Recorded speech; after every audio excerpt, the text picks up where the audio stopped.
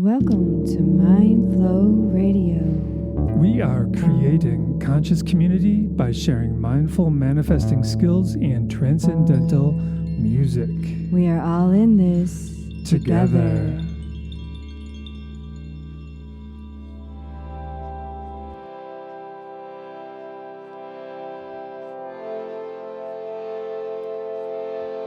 Just breathe.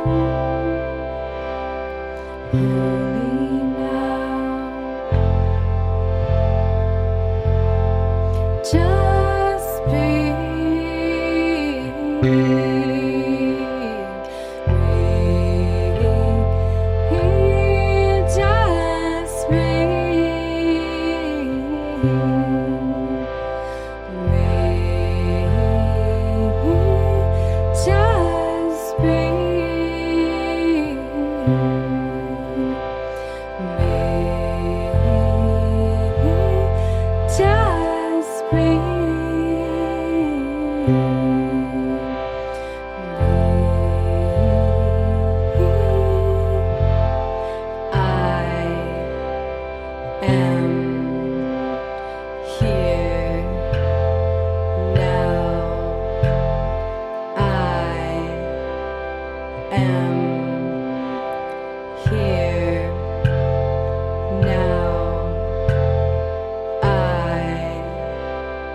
am here now.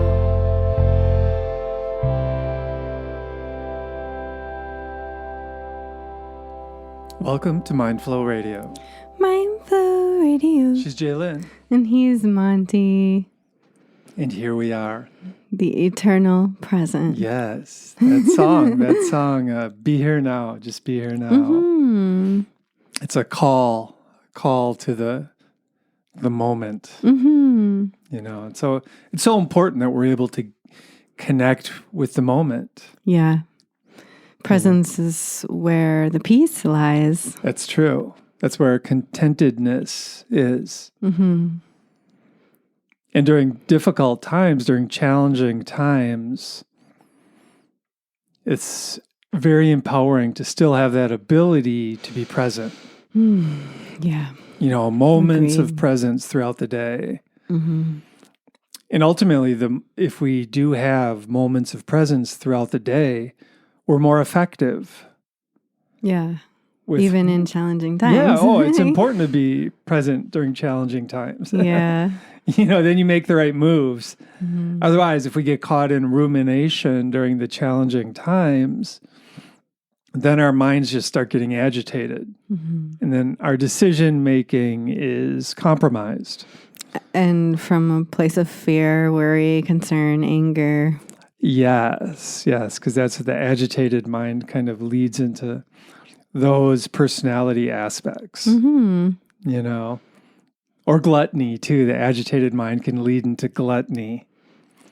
So give a little background on what you mean by personality aspects. Well, we all have a variety of personality aspects that are familiar to us, you know, and I can speak for myself and some of my personality aspects that I've identified. You know, one of my personality aspects, for example, is kind of a whiny voice. Mm-hmm. I complain a lot or feel sorry for myself, or, you know, and I've noticed that voice like rears its head usually in the morning when I don't want to get out of bed. You know, I'll start complaining. But there's a flip side to it. Well, that's what I'm discovering is the flip side to the whiny voice is being in a place of gratitude.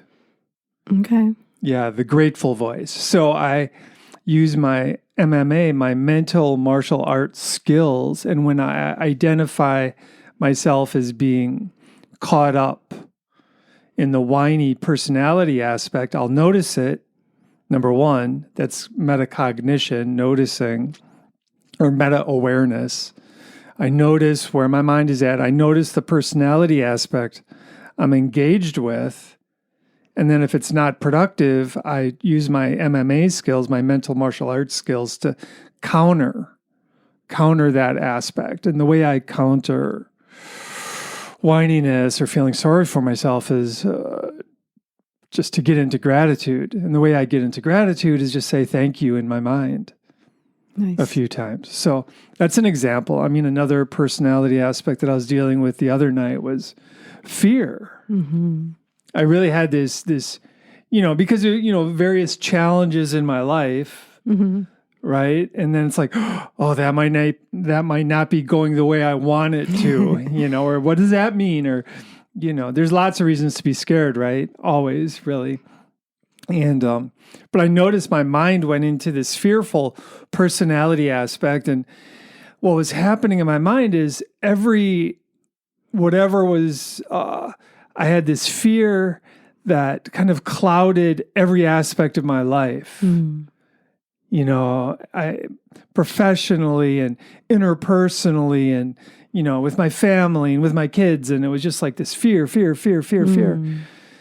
And so I noticed it. Again, I used my meta-awareness and it's like, okay, the fear personality aspect is loud in my consciousness right now. What do I do? And so I discovered that a great way to counter that for me is to just go into like a spiritual kind of philosophy. Oh, we're all, you know, we God beings. We all have the spark of God within us. And I was just like, I used that to counter the fear. And it worked really well, but I had to stay with it. I mean, countering it is like a battle in the mind sometimes. Absolutely. Because it's easy to get swept away. For me, Yeah. Right now, my way of getting into the universal spiritual existence out of the fear is Hare Krishna. And I took on a 120-day challenge with another person, and I'm steady, strong, full steam engines ahead. So tell me about that practice. And maybe you could just, what is the Hare Krishna? Well, the Maha mantra, the great mantra from the Bhagavad Gita, is Hare Krishna, Krishna Krishna, Hare Hare, Hare Rama, Rama Rama, Hare Hare. And we're going to do that as a meditation later. But it is very helpful for the heart chakra. It is very helpful for lightening up at the heart chakra. So concerns, worries, fears, this counters. It literally counters it. And I've had experiences with nightmares recently where I woke up with a really, really bad nightmare, sweating, shaking, so scared, and just right away went into Hare Krishna in the middle of the night and chanted for like an hour. So your mind is in the habit right now. Well, I get it in the habit. I choose to make it be in the habit I wake up in the morning. Train. I wake up in the morning and I say, Hare Krishna, Krishna Krishna, Hare Hare, Hare Rama, Rama, Rama, Hare Hare. And I just keep repeating it. I say it only in my head. You don't hear me. But then eventually I start singing it. And then the song just continues. And like I made a Hare Krishna playlist on YouTube because I wanted to share it with others who want to join me on the challenge. I'm basically going to be doing this every day until September 1st, maybe further. I don't know. But I made like a 4-hour playlist with lots of different artists, including us on there. And it's, it can just go and go and go. And it's very helpful when you're afraid of what's going to happen next, or when you're worried for your own life or the world's existence or humanity. Right. That's I've noticed ever since you've started this, you have seemed lighter. Fear is heavy for sure. Is. It's like, worry. Yeah. I start getting worried and, Hare Krishna, Krishna Krishna, Hare Hare, Hare Rama, Hare Nice Rama. job. And we have every reason to be worried. We got some things happening, and it's welcome to being scary. a human. And it's like, Hare Krishna, Krishna Krishna, Hare Hare, Hare Rama, Hare Rama. Yeah. And I just feel very strongly. I've been a bhakti yogi for over 20 years now, and it's Bhakti yogi. Bhakti is devotional yoga, where the way to be devoted is to chant. Okay. And which is kind of like singing. Yeah. Okay. But it doesn't have to be, because some people don't like singing and some people don't like chanting. So it's just, whatever it is for you. Okay. I want to be a bhakti yogi. Yeah, you pretty much are. I remember when we first were, I don't know if the word's dating. Hanging out. And I was starting to get serious, and I was like, okay, you got to join me on a 40-day Om Gam Ganapataye Namaha meditation so that we know that this is real and we're meant to be. So every night he would come over and we'd do our mala of Om Gam Ganapataye Namaha until the mala was complete. And that's 108 repetitions. And he was all for it. So I'd say you are kind of a bhakti yogi. Yeah. Well, and that's interesting as far as you and I, because I do have a strong chanting background, but a different type of like Buddhist chanting, a Japanese Buddhist chant. But that's a big part of my past. Right. So. And you did it every day. And Yeah. I was way into it. And I think it's the same thing. It's just a different tradition. I don't know. Maybe. It's that you were devoted, you were curious. And that's how I am when I take on a discipline. I'm curious. Will this help me? Well, will it line me up with my destiny? I don't know. I do love the idea that Hare Krishna actually lightens things up, though. Yeah. Because my Buddhist chant isn't particularly light necessarily. Right. It more like delves into the reality of everything to me. Mm-hmm. Yeah, and that's the most interesting thing about mantras. There's so many, and there's some that are really, really potent, and at the top of that tradition, you know, like the Maha mantra is kind of obvious. It's the main mantra of the Hare Krishnas, Yeah. That's their main mantra. And for people who follow Shiva, and I can't even say it right, the Maha Mriksur, I don't know, but it's Om Triambakam Yajamahe Sugandim Pushtivaranam Uravaru Bandhanan Mrichur Muktya Mamritat. Yeah. And so that's the people who follow Shiva, that's their chant. Whereas like the people who follow the Japanese Buddhist philosophy follow that chant. And the people who follow Jesus say, Jesus loves me, this I know, for the Bible tells me so. There's chants for everything. Even Our Father art in heaven, hallowed be thy name, blah, blah, blah, all that. Yeah. However that goes. And that's true.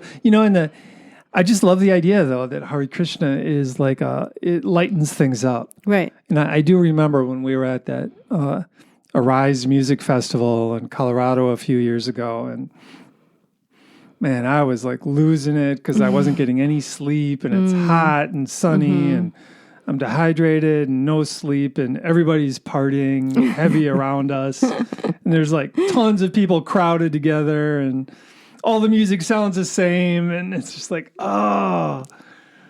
But then this guy came up to our tent, and he's like, I'm a Hare Krishna in disguise. And he gives us this material, and he was by far the highest vibrational person I met in that. And it really, ever since then, I'm like, huh.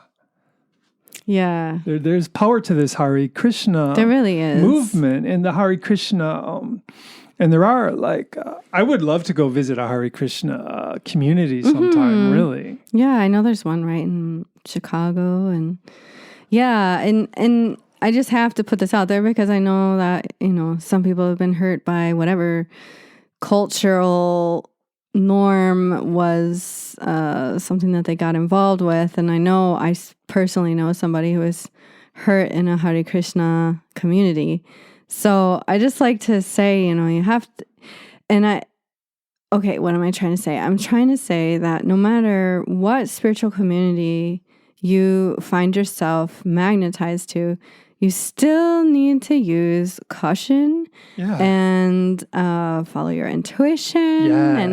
And I've seen too many times where people will be like, oh, this is my guru. And then, you find out like, oh, it's actually a sexual predator and yada, yada, yada. Yeah. It's like we have to use our intuition, our instincts, and our discernment.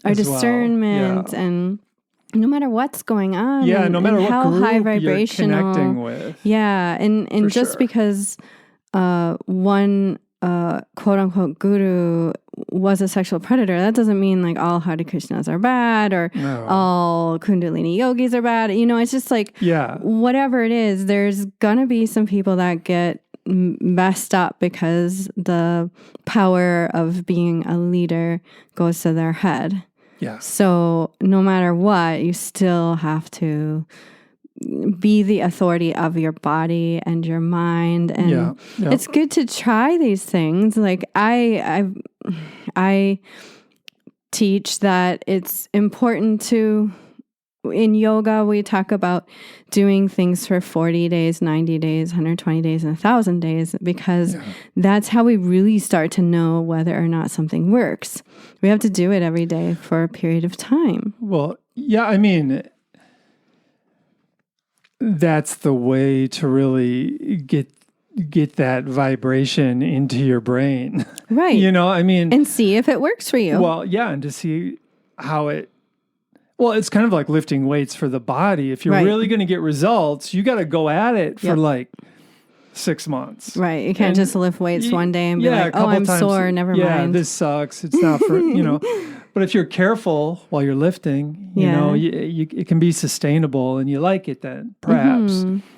Yeah. And that's how I feel about Bhakti Yoga is you pick a chant, and there's so many beautiful ones. There's some Hare for Krishna, resilience. Hare Krishna, Krishna, this one Krishna, is Hare Hare, Hare for Rama, me Hare Rama. super important Rama, because Rama, you know Hare, what? Hare. I've been doing this for 20 years and I've never tried this chant Okay. for any period of time. Like I mentioned earlier, after you had been doing this for 3, 4, 5 days, I could just see That's cool. you were kind of glowing and lighter. Oh, that's awesome. Yeah, for I love sure. it. Thank you for sharing. So I'm motivated to say it too, because like you said, you use it as you counter the fear. Mm-hmm. You counter maybe greed, or you counter anything. whatever. Counter the mind. Depression. The mind starts going, oh, no. Hare Krishna, Hare Krishna, Krishna Krishna, Hare Yeah. Hare. I do have to share that we were dealing with something, and I was like, okay, I'm just Hare Krishna, and I'm doing my Hare Krishna. And there's another one that's really beautiful that the Bhagavad Gita says is the most potent mantra, and it's Om Tat Sat. So I have Hare Krishna, I have Om Tat Sat going.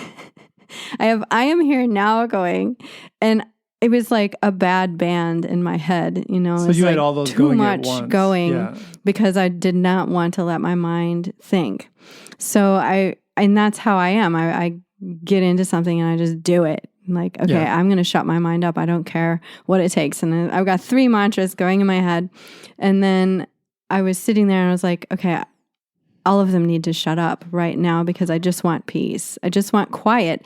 And that's part of the balance of these practices is, when to be still and quiet and receptive, and when to say, you know what? No, I'm going to be the one in control of what is going through my mind, and this is what's going through my mind. Yeah, and just to be clear, thinking is not necessarily bad. But Sure. excessive thinking can be a problem. Yeah. So if we have, ideally we want space between our thoughts, and then our thinking is the most effective. Mm-hmm. Yeah, so should we do Hare Krishna? Sure. All right. Ready, y'all? Yeah, this is our it's an unusual version. The time signature is in a 5. Mm-hmm. It's the only Hare Krishna in 5 that I've ever Mm-hmm. come across, and I love playing this song. Yeah, and I do want to say, feel it from your heart, or just be open to feeling where you feel it, because you may feel it other places as well. And basically, what this chant is saying is, line me up with God, line me up with God, because Krishna is an incarnation of the divine, and Rama is an incarnation of the divine. So we just that's what it's all about. It's like celebrate God. Perhaps the more in alignment we are with the higher power, the lighter we feel then. Exactly. Exactly. Okay.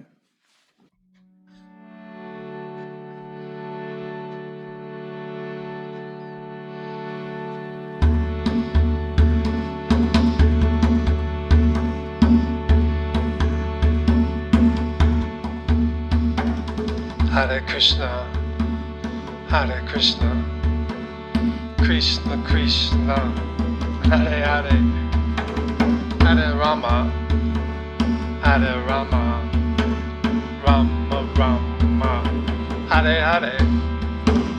Hare Krishna, Hare Krishna, Krishna Krishna, Hare Hare, Hare Rama, Hare Rama, Rama Rama, Hare Hare. Hare Krishna,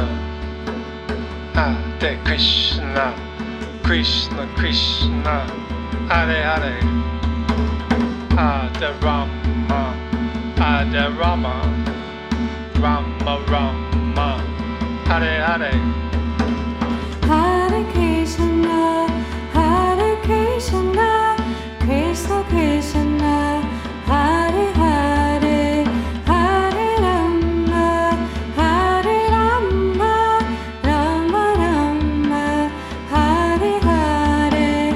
Hare Krishna, Hare Krishna, Hare Rama, Hare Rama, Hare Krishna, Hare Krishna, Hare Rama.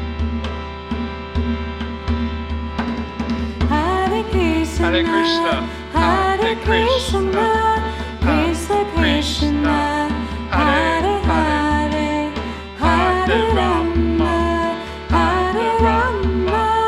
Rama Rama, Hare Hare. Hare Krishna, Krishna Krishna, Hare Hare, Hare Rama, Rama Rama, Hare Hare. Hare Krishna, Hare Krishna, Krishna Krishna, Hare Hare, Hare Rama, Hare Rama, Hare Rama, Hare Hare. Hare Krishna, Krishna Krishna, Hare Hare, Hare Rama, Rama Rama, Hare Hare.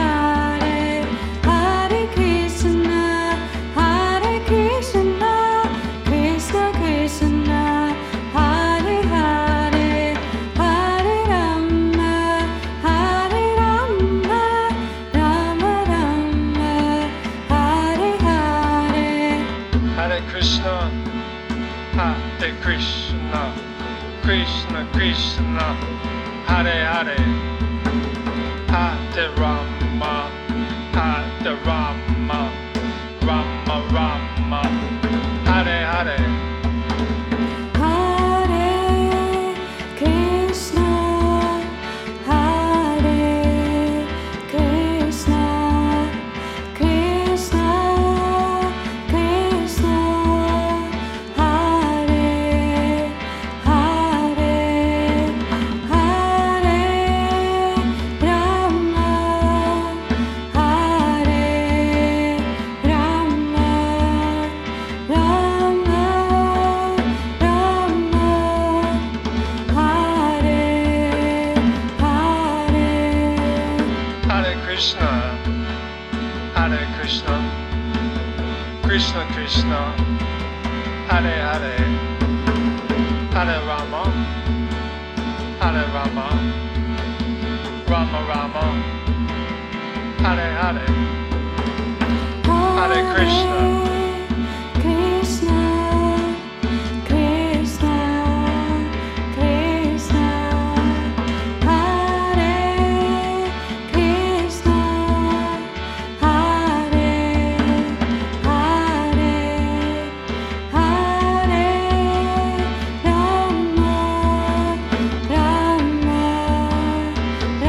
Hare Rama,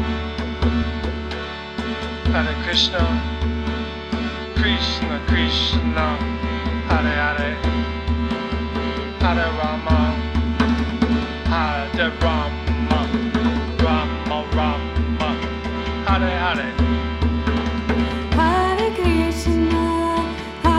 Krishna, Krishna Krishna, Hare Hare, Hare Rama, Rama Rama, Hare Hare, Hare Krishna, Krishna Krishna,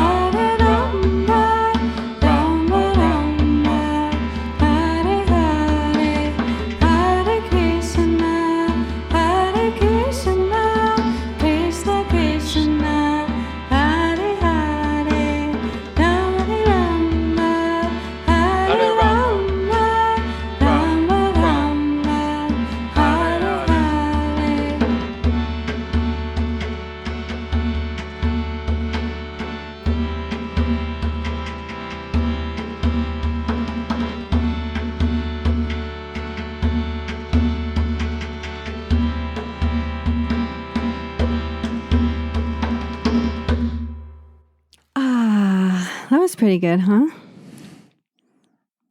Yeah, that was pretty fun playing that. Mm-hmm. Really. Yeah. And whenever we do that, I just think of the Hare Krishnas, like basically like skipping through the streets with drums and kartals and singing, and it just throws me back to 2009 and working in the Krishna kitchen at Bhakti Fest. And okay, what was that like? Oh, it was delightful, besides the fact that I had a very bad injury in my shoulder, but they showed me joy anyway, and it was really lovely. It was my first experience since being a bhakti yogi of a Krishna chant, and I had my prejudices and my judgments of Krishna, and coming from a Christian background, I was like, who's this Krishna dude? Like, I could get down with Rama, he's the half of the sacred marriage, Sita Rama is like, he's the divine husband and she's the divine wife, and I could totally get down with that. Yeah. But Krishna had all these gopis, and I was like, what? That's just weird. I couldn't accept it. And at Bhakti Fest, it was just this delightful experience of joy and overflowing heart goodness. And so what was it like being in the kitchen? What was going on? Everybody was just chanting, laughing, while they're singing, food. Cooking. Okay. Yep. There was no anger in that kitchen whatsoever. There's a little bit of, we got to get this done. Yeah. Keep going. Yeah. But at one point I was stirring this pot of I think it was like a 20-gallon pot. Yeah. And it was thick, and I couldn't stir it because my shoulder was starting to I was in throbbing pain, and someone, walked over me chanting. It's like, are you okay? And I'm like, not really. And they just took over. Yeah, right. And told me to go, set up for the guests. And and there was no like, oh my God, you're so lame. Or, so they were just very lighthearted. And yes. It was vegetaririan food too, right? I wonder if that helps with being lighthearted. Yeah. Yeah, I've been on all sides of the boat with that one, and one thing that I've come to experience for me personally is that I really do need meat at this time in my healing, and maybe I won't someday, but for now. But yeah, I've actually contemplated that. Like, if I keep going with this, am I going to not need meat? Because that would be kind of cool. Yeah. But yeah, that's me oversharing. Yay! So back to the personality aspects. Oh yeah. Well, I'm teaching a recovery group now. It's a free recovery group. It's at Cooley Recovery in La Crosse. And it's Mondays at 1. Yep. And so it's people, primarily people who are recovering from various addictions. And I think one personality aspect that really feeds addiction is gluttony. And that I know for myself, when I'm in a gluttonous mood, it's like unsatiable. Well, yeah, and I'm just really craving, whether it's craving for Facebook or craving chocolate, chips, more food. Yeah, or whatever it is. More drink. Yeah, certainly, or more smoke. But what I'm noticing is the counter to gluttony, as far as a personality aspect, is feeling empowered, which is really interesting. Yeah, you told me this earlier, and I was like, what? Yeah, right. But yeah, please go into it. Well, when I'm feeling empowered, I'm not craving as much anymore, or I feel empowered over the craving. So I'm adept at surfing the urge. That's the mindful way to overcome craving is it comes in waves. Mm-hmm. And let's say I'm craving looking at Facebook or something, and my body will go to like grab the phone. I'll be like, no, I'll stop myself. And then sure enough, my mind will obsess on it for a minute, for a bit, but then the obsession will go away and I'll think about something else. And at that point, I've surfed the urge. Mm-hmm. I've surfed that gluttony urge, and I'm feeling a bit more empowered. You see, I'm feeling empowered then. And the more I'm able to surf various urges, the more empowered I get. So I think the opposite of the gluttony personality aspect is the empowered personality aspect. And I think that's so interesting. And I'll just share, of course I had to counter and start debating him when he said this to me. And I was like, no, I don't agree, because when I was going through a really hard time in my life, and I mean, it was very hard, and I maintained my bhakti practices and my yoga practices, and I just made time for it every day. And in my mind, when he said empowered, I was like, I was not empowered. I was in the middle of an abusive situation and it sucked. But then you pointed out to me that, well, actually that was your opportunity to have an empowerment perspective, because you could be in charge of your chanting. Yeah, you were beginning. I was like, oh, okay, I get it now. Yeah.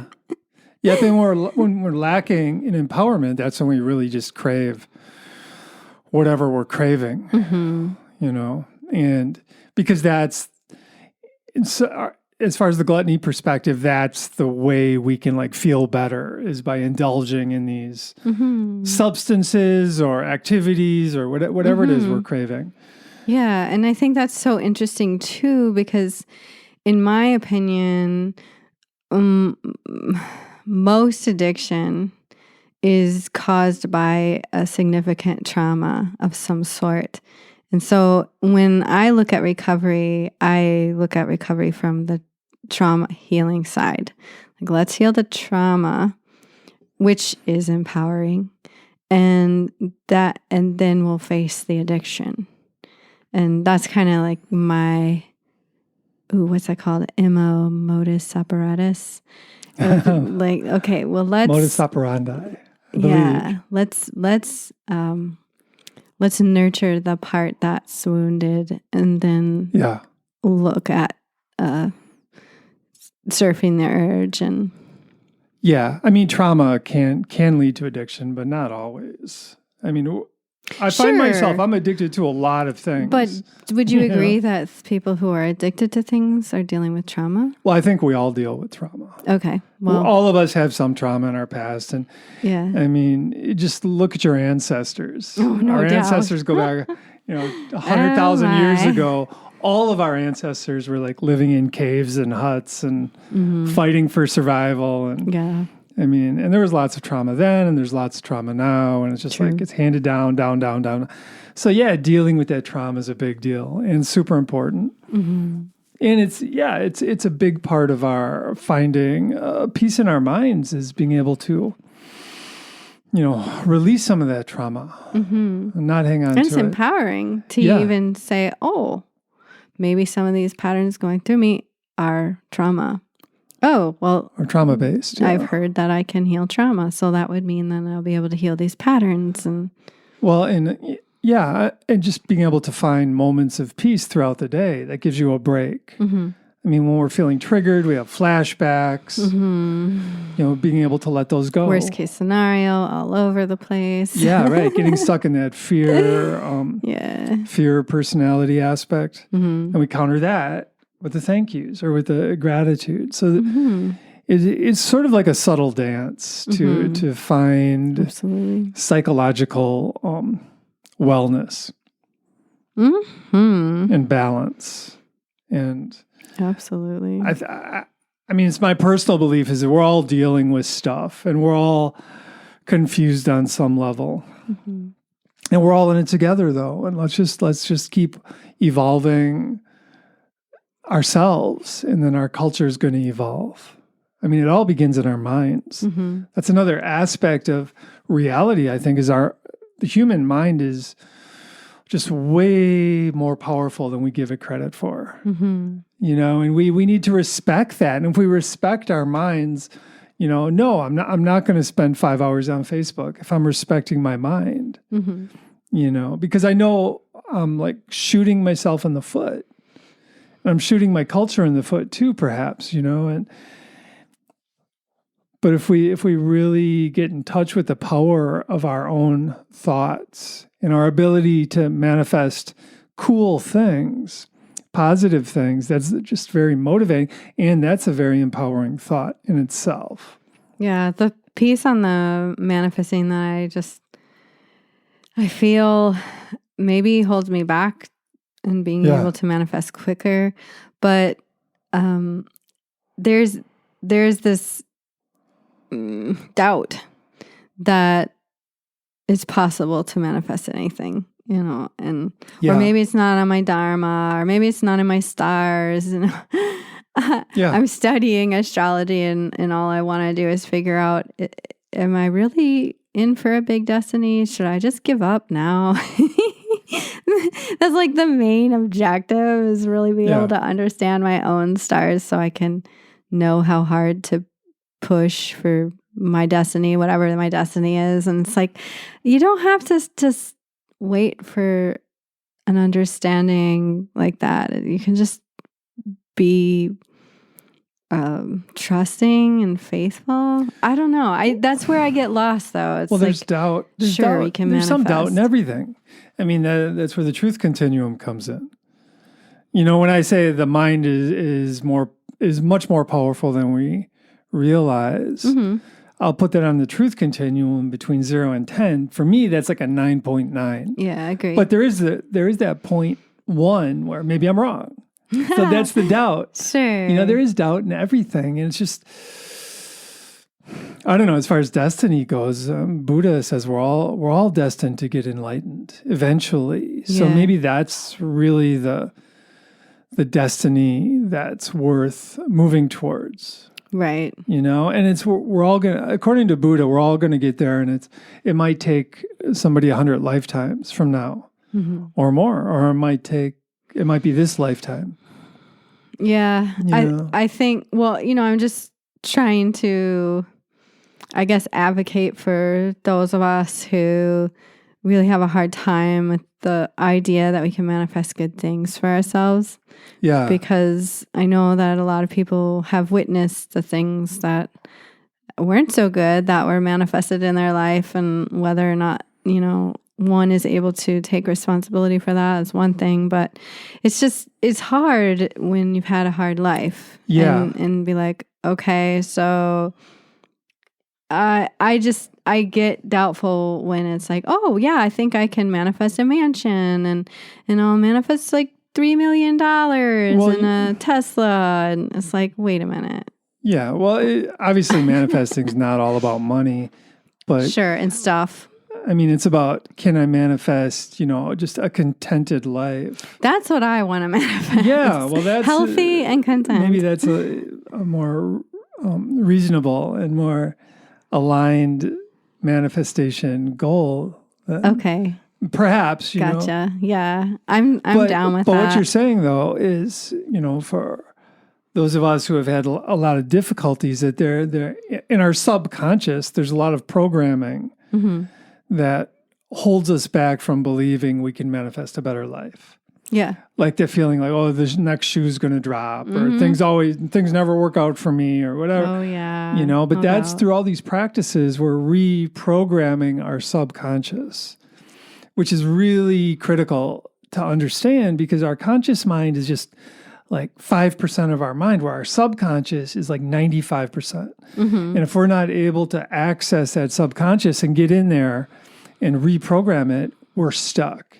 That's right. Yeah. But that's where the long yoga practices come in. That's where the Hare Krishna for that's what I was just 120 days, thinking. you're affecting that subconscious. You're getting in there and you're rewiring your brain physically. Mm-hmm. Yeah, I mean, shoot, I've been doing this since, I think I learned about PTSD 7 years ago, and I've had it like my whole life. So I started chanting 21 years ago, I think, 20 years ago. Yeah. And I had no idea that I was reprogramming my mind. I had no idea that this was how I was dealing with PTSD. Like I just, all I knew is that somebody had told me that if I chant every day on a mala, that my life would get better. And I was like, okay, I'll try it. Yeah. How's it work? It's awesome. It's been working really delightfully. And, I started with a Kali chant and the Gayatri chant and did those for 100 plus days. And yeah, shoot, it's been a wild ride of chanting and being in these places of challenge and just being like, nope, I'm not going to think about it. Go back to chanting. And I also want to say that that's not like spiritual bypassing for anyone who's curious, because spiritual bypassing, in my opinion, is when you just kind of pretend that everything's hunky-dory. Yeah. And when you're saying, no, I'm not going to think about that right now, that's not pretending that everything's hunky-dory. That's just saying that now isn't the time for me to obsess on that thought, because I really can't do anything about it right now. Yeah, you're saying it's psychologically healthy for you to not ruminate right at this moment. Mm-hmm. And that's not spiritual bypassing, like you said. And that's the moment where it's time to face the shadow will reveal itself at the most beneficial time for you to be successful. Yeah, okay. At overcoming, in my opinion, and how it's worked for me. The knowledge comes, the teacher comes, something lines up so that you don't have to look into the big scary closet where this gooey monster is waiting to devour you. No, you chant until the teacher comes, the knowledge comes, the confidence comes, the monster shrinks, whatever it is, you know? That's not spiritual bypassing, just in case anyone was wondering. Yeah. I mean, and to mindfully view the world and view our culture, you see both the good and the negative side. You see the entire picture. But then we have the choice. So, okay, well, what kind of changes am I going to make? And I believe in the philosophy of promoting the positive rather than attacking the negative. Mm-hmm. And I think if we're really going to evolve, that's the way we're going to do it. Ooh, this kind of leads into something we were talking about earlier. And it's, what was the word? It's holding people accountable. That's what it was. And I was talking about how our culture, our government likes to hold other people accountable. Other governments. But not hold ourselves accountable. Not to hold our government. Yeah, right. When we do that as individuals, we're just supporting that vibe. Well, and that's the trend, right? That's what we're supposed to do. We're supposed to let's hold Russia accountable. Yeah. But let's not look at ourselves. Right. And it's just the same as... just interpersonally pointing your fingers at your neighbors and trying to hold them accountable, but then not holding your own mind accountable. Mm-hmm. That's what it boils down to, is if we just held ourselves accountable and, maybe I'm being a bit too hateful here, or maybe I'm ruminating too much. Or maybe I'm blaming somebody so I don't think about how I could improve myself. Yeah, maybe I'm not working on myself. Maybe I'm being a glutton. Oh, sure. And hold yourself accountable that way. Mm-hmm. Just the whole thing. And that's something that I say to folks that are trying to recover from addiction. Is first things first. You have to take responsibility for yourself. Yeah. You can't get control of anything if you think it's someone else's fault. Right. And just grounding, having the ability to ground in the moment. Mm-hmm. That's is really super big taking too. care of ourselves. Yep. It's like, no, I need a few minutes here of just quiet in my mind. Mm-hmm. I need to feel my feet on the ground. I need to feel my breath. I need to work with my breathing. Mm-hmm. And that's like a great step at just healing Yeah. ourselves. I mean, if we Yeah. don't heal ourselves, we're kind of doomed to just keep making the same mistakes over and over and over. Right. And I feel one of the things that's come up for me as I age and look at where I'm at in my life and where I'm at in my practices and where I'm at in sharing these wisdoms is like, and how far it goes doesn't really matter. It just matters how much I actually embody what I share. And that's the true essence, of just being the legit deal. Like I wouldn't really be so sad if I look back at my life, so I'm on my deathbed or whatever. And I look back at my life and I'm like, oh, look, I crushed all those people so I could reach the top. Ooh, yay me. I don't want to look back at life like that. I want to look back and say, hey, I did my darndest and I healed as much as I could in this life. And yay me. Yeah, and I made my share of mistakes, but I try and learn from them. Yeah. That's a thing. Not beating ourselves up is a big deal too. Yeah. Yeah, so I hope that was insightful and maybe thought-provoking for you in your life out there. We want to thank you for being a part of this Mindflow radio show today. I hope that you have a beautiful month. And I do want to announce that we do a live one of these, like a Mindflow radio show, but we call it Satsang. We do it at the Commons, and we're going to be doing that June 12th.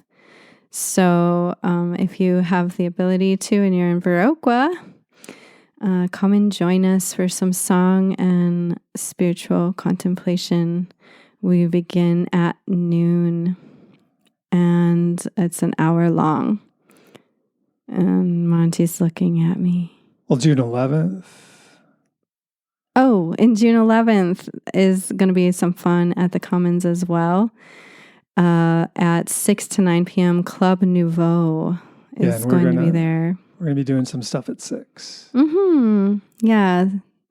We'll play some mindful music to open. So, yeah, you can join us at either of those events, and you could join Monte at Mindful Recovery, one at Cooley Recovery in La Crosse if you wish. On Mondays. Yes.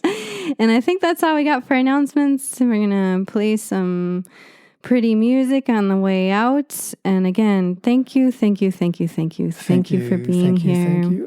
Share this with a friend. Share this with your family. Share this with anyone you feel is awake enough or almost awake enough to appreciate the messages being shared. We got this. We're all in this together. Yeah. And if you made it this far, you must be really good friends of ours. And we're just so grateful to have you in our tribe. Blessings. Satnam. Namaste. Aho. Amen. Peace and love.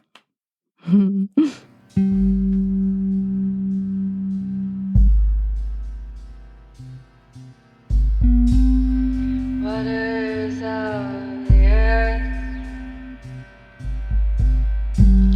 flow through my veins. Waters of the earth flow through my veins. Waters of the earth flow through my veins. Waters of the earth flow through my veins.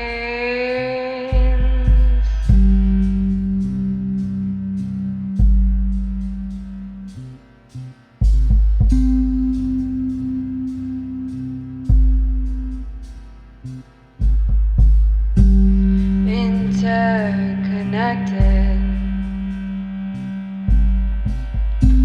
all in this together.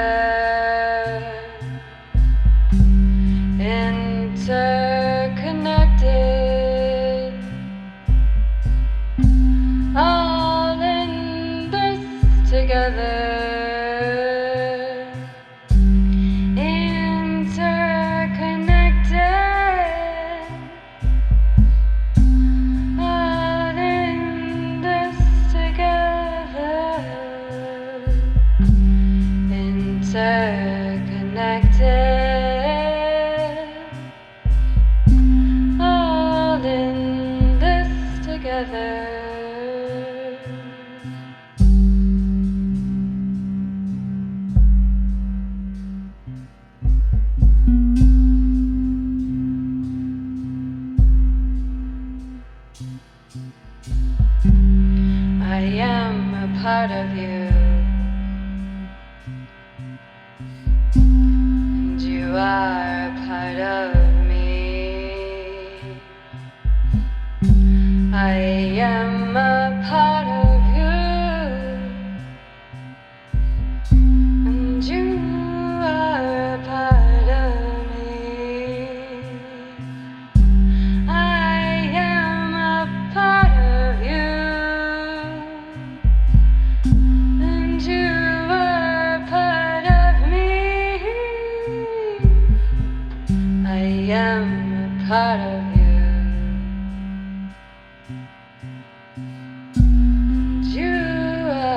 Part of me.